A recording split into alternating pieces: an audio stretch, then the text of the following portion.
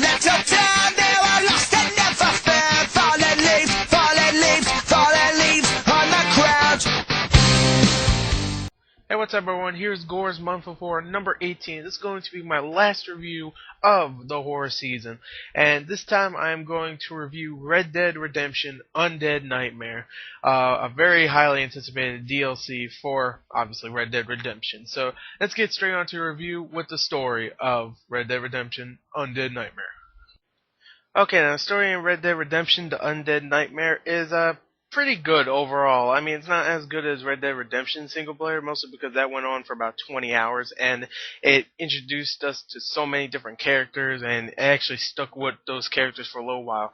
This is only about a 5 to 6 hour campaign, maybe a little longer, and it doesn't stick with many characters. I mean, it does give you little cameos of them, but it doesn't really stick with them that much. Obviously, the whole time you'll be with John Marston, but still it doesn't stick with all those characters. Let me explain what the story is. It's obvious what it is, but anyway, John Marston, who is obviously the main character in the whole Red Dead Redemption single player, and he's pretty much just hanging around with his family, hanging around, eating dinner, about to go to sleep, and their family friend, Uncle, who isn't really his uncle, but anyway, Uncle comes home, and he looks a little weird.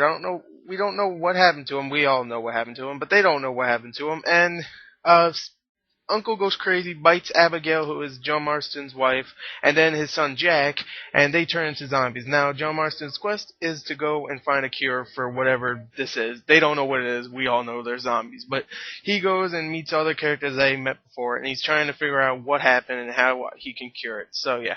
Let's go into the sound. Let me talk about if I liked it. I really like the story, blah, blah, blah. And let's go on to the sound. Okay, now the sound in Red Dead Redemption, The Undead Nightmare, is fantastic, mostly because of the voice acting, because they get the original voice actors and many more, too, because you have a lot of cameos from the originals, and you also got a whole bunch of different, like, survivors and other characters in the game, which is really, really cool. So the voice acting is fantastic. So is the sound effects. The sound effects, the world sounds really creepy and atmospheric, and all the zombies sound really, really good. Or the undead, like they call them. So overall, I really like the sound. Let's go on to the graphics of Red Dead Redemption The Undead Nightmare. Okay, now the graphics in the Undead Nightmare DLC is really good, just as good as Red Dead Redemption's single-player campaign graphics. They're mostly the same. I mean, you get some cool little different environments. I mean, there's the same environments, but they look different because it's all misty and foggy, and there's zombies running around, people are dying left and right, and it for some reason, it makes the environments look much different. The character models are just as fantastic as they were in single player. Every single character models, even the ones that aren't important, like just regular civilians you come in contact with, look really good. The zombies are the new character models, and they look really good. You can shoot their heads off, which is a new thing in Red Dead Redemption. There wasn't that much gore in blood and gore in Red Dead Redemption, and that's a cool added feature. A lot of freaking blood in this. You can shoot their heads off. I don't think you can shoot their arms off and stuff, but you can definitely shoot their heads off.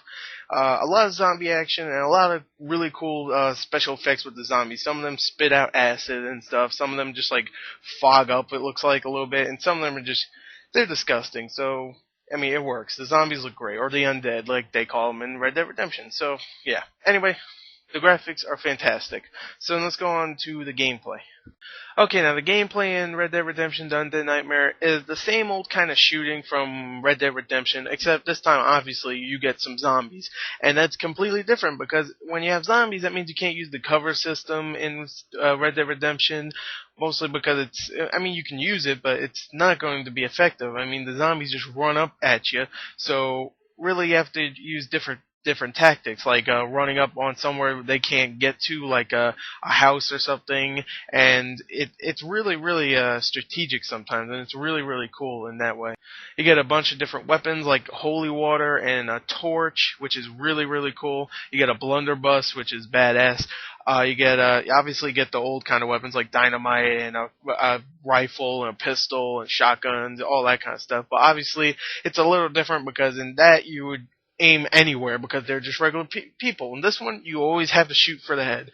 If you don't shoot for the head, then you're wasting ammo, which is very scarce in this DLC, and really, you don't want to do that because, like I said, it's scarce, and there's not many other weapons out there that you can use to kill these zombies except the torch, and that's really Ooh, that's really hard to kill them all with a torch. Let me say that. You also get a whole bunch of different horses from the four horsemen of the apocalypse. You get war, you get famine, you get death, and you get pestilence, which is really cool. They all have different special features with them, like war can burn enemies, pestilence can run fast and stuff like that stuff. Death can explode zombies' heads when they pass by, and it's really cool that they added that kind of stuff. You also get zombie cougars, zombie bears, a whole bunch of zombie animals. You also get some mythological animals like a Sasquatch and a unicorn, which is hilarious. Come on, a unicorn in a Western game. That's genius.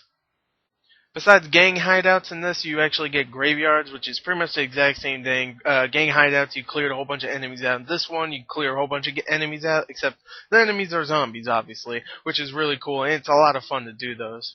You can also save survivors by going to each town and pretty much clearing all the zombies out of there, so it'll be safe for you and all those survivors to stay there, and you go save there also, which is cool. You know, you can do a lot of saving. You can save people, and you can save your progress in the game, which is really cool. And besides bounty hunter missions, you actually get missing people missions, which is obvious what it is. You just go search for survivors out there that are somewhat getting attacked or something, and you bring them back to a safe zone so they can be safe. Yeah, so that replaces bounty hunter missions, and those are really fun too. You know, let me just say it right here. This whole game, this whole DLC, $10 DLC is so much fun for single player, but that's not all you get.